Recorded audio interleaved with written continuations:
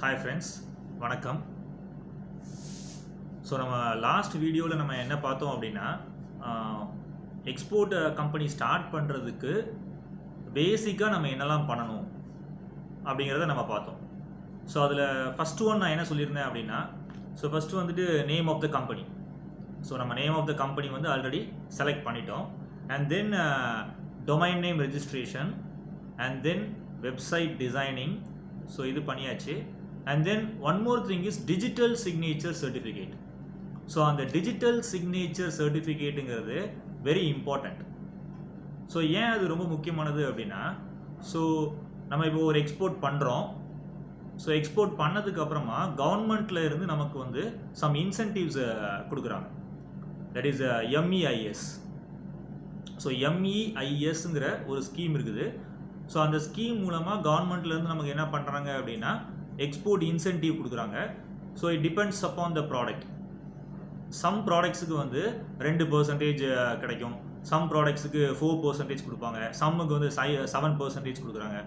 So இந்த மாதிரி நமக்கு வந்து ப்ராடக்ட் பேஸ் பண்ணி நம்ம எக்ஸ்போர்ட் பண்ணதுக்கு அப்புறமா நமக்கு கவர்மெண்ட்டில் இருந்து சம் இன்சென்டிவ்ஸ் கிடைக்குது. ஸோ அந்த இன்சென்டிவை நம்ம கிளைம் பண்ணணும் அப்படின்னா நமக்கு கட்டாயமாக என்ன இருக்கணும் அப்படின்னா, டிஜிட்டல் சிக்னேச்சர் சர்டிஃபிகேட் அப்படின்னு சொல்லிட்டு நம்ம வந்து அதை அப்ளை பண்ணி நம்ம வாங்கணும். ஸோ அது வந்து ஜஸ்ட் ஒரு பென்ட்ரைவ் மாதிரி தான் இருக்கும். ஓகே, ஸோ ஜஸ்ட் வந்து ஒரு பென்ட்ரைவ் மாதிரி இருக்கும். ஸோ அந்த டிஜிட்டல் சிக்னேச்சர் சர்டிஃபிகேட் வந்துட்டு emudra.com அப்படின்னு சொல்லிட்டு ஒரு வெப்சைட் இருக்குது. அந்த emudra.comக்கு நீங்கள் போனீங்கன்னா அங்கே கான்டாக்டர்ஸை செக் பண்ணிங்கன்னா அங்கே வந்து ஃபோன் நம்பர்ஸ்லாம் இருக்கும். ஸோ அந்த ஃபோன் நம்பரை யூஸ் பண்ணி நீங்கள் வந்துட்டு அவங்கள கம்யூனிகேட் பண்ணிங்கன்னா, எக்ஸ்போர்ட்டுக்கு வந்து எங்களுக்கு வந்து டிஜிட்டல் சிக்னேச்சர் சர்டிஃபிகேட் எங்களுக்கு வேணும் அப்படின்னு சொன்னீங்கன்னா தே will give you all the details. So அந்த டீட்டெயில்ஸ் கொடுப்பாங்க உங்களுக்கு. அதுக்கப்புறம் நீங்கள் அவங்க கேட்ட இன்ஃபர்மேஷன்லாம் கொடுத்ததுக்கப்புறம் பேமெண்ட் பண்ணதுக்கப்புறமா within a week time or 2 to 3 டேஸில் வந்து உங்களுக்கு டிஜிட்டல் சிக்னேச்சர் சர்டிஃபிகேட் கிடச்சிடும்.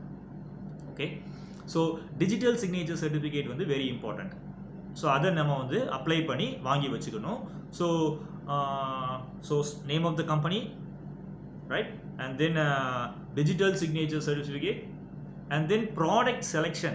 ஸோ நம்ம வந்து ப்ராடக்டை வந்து ஆல்ரெடி செலக்ட் பண்ணியிருக்கணும். அந்த ப்ராடக்டை செலக்ட் பண்ணிவிட்டு, ஸோ என்ன ப்ராடக்ட் செலக்ட் பண்ணியிருக்கோமோ அந்த ப்ராடக்ட்டுக்கு ஏற்ற மாதிரி ஒரு வெப்சைட் டிசைன் பண்ணணும். ஸோ இதுதான் நம்ம லாஸ்ட் வீடியோவில் நம்ம பார்த்துருந்தோம். அதுக்கப்புறம் டைப் ஆஃப் ஆர்கனைசேஷன் என்ன, ப்ரொப்ரைட்டர்ஷிப்பா இல்லைன்னா பார்ட்னர்ஷிப்பா அப்படிங்கிறத நம்ம டிசைட் பண்ணிக்கணும். Okay, so and then how to get IE code. So IE code வந்து எப்படி வந்து நம்ம வந்து அப்டைன் பண்ணுறது அப்படிங்கிறதையும் நம்ம லாஸ்ட் வீடியோலேயும் நம்ம பார்த்துருந்தோம். DGFT வெப்சைட்டுக்குள்ளே போகணும். DGFT வெப்சைட்டுக்குள்ளே போயிட்டு அங்கே போய் நம்ம எல்லா ஃபார்ம்ஸ்லாம் ஃபில் பண்ணதுக்கப்புறம் நமக்கு IE கோட் வந்து கிடச்சிரும் நம்ம.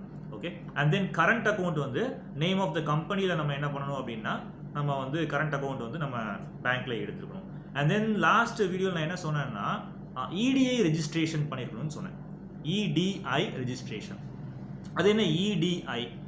EDI அப்படின்னா எலக்ட்ரானிக் டேட்டா இன்டர்சேஞ்ச். ஸோ இந்த EDI system, electronic data interchange system வந்து எங்கே யூஸ் பண்ணுறாங்கன்னா கஸ்டம்ஸில் யூஸ் பண்ணுறாங்க. ஸோ கஸ்டம்ஸ் ஆஃபீஸில் வந்து என்ன பண்ணுறாங்கன்னா இந்த EDI சிஸ்டம் தான் யூஸ் பண்ணுறாங்க. ஸோ நம்ம வந்துட்டு எக்ஸ்போர்ட் பண்ணும்போது நம்ம வந்து கிளியரன்ஸ் அவங்க கொடுக்கணும். ஸோ கஸ்டம்ஸ்லேருந்து நமக்கு கிளியரன்ஸ் கொடுக்கணும். அந்த கிளியரன்ஸ் வந்து அவங்க எப்படி கொடுக்குறாங்க அப்படின்னா, பேப்பர் ஒர்க்லாம் இல்லாமல் ஸோ EDI சிஸ்டம் மூலமாக தான் கஸ்டம்ஸ்லேருந்து கிளியரன்ஸை கொடுக்குறாங்க. ஸோ அந்த ஒரு ஃபார் எக்ஸாம்பிள் ஒரு few years back, that is some years back வந்து பார்த்தீங்கன்னா EDI சிஸ்டம் கிடையாது, எல்லாம் பேப்பர் ஒர்க் தான் நடந்துட்டு இருந்துச்சு. ஸோ பேப்பர் ஒர்க்னால என்ன ஆச்சுன்னா ரொம்ப டைம் கன்சியூமிங் ப்ராசஸாக இருக்கும். அந்த முன்னாடி நம்ம எக்ஸ்போர்ட் பண்ணிட்டு இருந்தோம் அப்படின்னா ஒரு 10 years பிஃபோர் வந்து அப்படி இருந்துச்சு. பட் இப்போ அப்படி கிடையாது. So EDI registration is must. நீங்கள் EDI ரெஜிஸ்ட்ரேஷன் வந்து கட்டாயமாக பண்ணியிருக்கணும். ஓகே, ஸோ நீங்கள் அது எப்படி ரெஜிஸ்டர் பண்ணணும் அப்படின்னா, ஃபார் எக்ஸாம்பிள் நீங்கள் வந்து இப்போ வந்து ஒரு மதுரை ஏர்போர்ட்லேருந்து நம்ம ஒரு ப்ராடக்ட் அனுப்ப போகிறோம் அப்படின்னா, மதுரை ஏர்போர்ட்டில் நீங்கள் EDI ரெஜிஸ்ட்ரேஷன் பண்ணியிருக்கணும். அதே மாதிரி தூத்துக்குடி சீபோர்ட் வழியாக நம்ம வந்து ஒரு ப்ராடக்டை வந்து நம்ம ஏற்றுமதி பண்ண போகிறோம் அப்படின்னா, தூத்துக்குடி சீபோர்ட்டில் நீங்கள் EDI ரெஜிஸ்ட்ரேஷன் பண்ணியிருக்கணும். அதே மாதிரி சென்னை ஏர்போர்ட்டில் நீங்கள் த்ரூ சென்னை ஏர்போர்ட் வழியாக நீங்கள் வந்து ஒரு ப்ராடக்ட்டை நீங்கள் எக்ஸ்போர்ட் பண்ண போகிறீங்கன்னா சென்னை ஏர்போர்ட்லேயே என்ன பண்ணியிருக்கணும்னா EDI ரெஜிஸ்ட்ரேஷன் பண்ணியிருக்கணும். ஸோ அதே மாதிரி ஃபார் எக்ஸாம்பிள் சென்னை சீபோர்ட் வழியாக பண்ணுறதா இருந்தாலும் சென்னை சீபோர்ட்லேயே நீங்கள் என்ன பண்ணணும்னா EDI ரெஜிஸ்ட்ரேஷன் கட்டாயமாக பண்ணியிருக்கணும். ஸோ நீங்கள் வந்து இப்போ தூத்துக்குடி சீபோர்ட்டில் வந்து நீங்கள் ரெஜிஸ்டர் பண்ணியிருக்கீங்க, பட் உங்களுடைய EDI ரெஜிஸ்ட்ரேஷன் பண்ணியிருக்கீங்க, பட் உங்கள் கன்சைன்மெண்ட் வந்து நீங்கள் சென்னை சீபோர்ட் வழியாக அனுப்ப முடியுமானா அது வந்து முடியாது. It is not possible. Okay, so நீங்கள் அப்போ என்ன பண்ணியிருக்கணும் அப்படின்னா எந்த சீபோர்ட்டோ இல்லை எந்த ஏர்போர்ட்டோ நீங்கள் என்ன யூஸ் பண்ண போகிறீங்களோ அங்கெல்லாம் நீங்கள் என்ன பண்ணணும் அப்படின்னா EDI ரெஜிஸ்ட்ரேஷன் கட்டாயமாக பண்ணியிருக்கணும். ஓகே, இந்த EDI ரெஜிஸ்ட்ரேஷன் எப்படி பண்ணுறது அப்படின்னா வெரி சிம்பிள். ஜஸ்ட் நீங்கள் என்ன பண்ணுறீங்கன்னா நான் போன வீடியோலேயே சொல்லியிருந்தேன், உங்கள் ஷிப்பிங் ஏஜென்ட் வந்துட்டு இதுக்கு ஹெல்ப் பண்ணுவார்.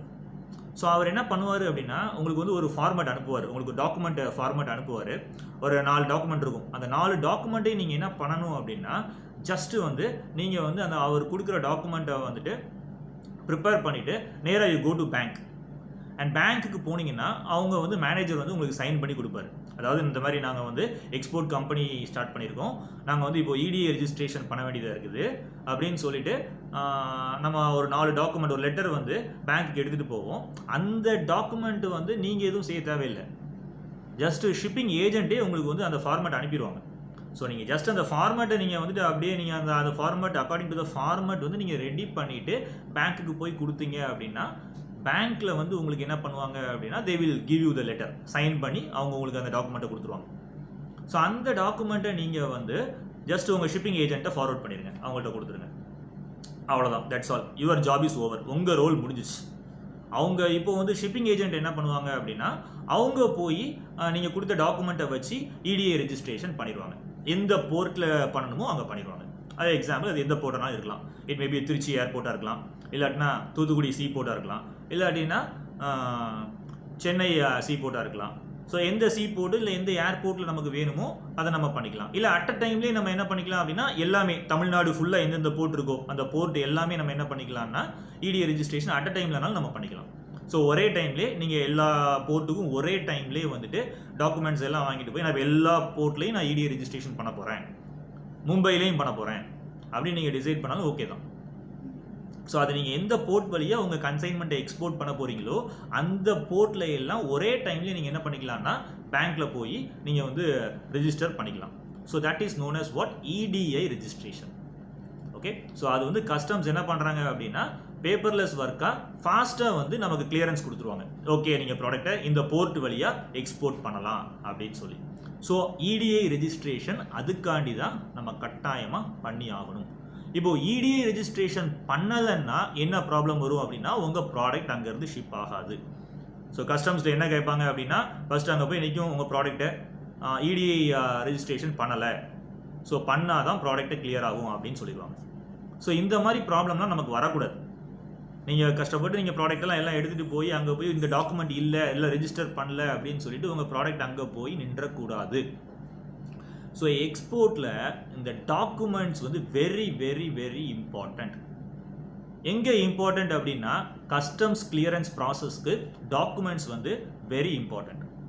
ஸோ டாக்குமெண்ட்ஸ் கரெக்டாக இல்லை அப்படின்னா கஸ்டம்ஸ் கிளியர் பண்ண மாட்டாங்க.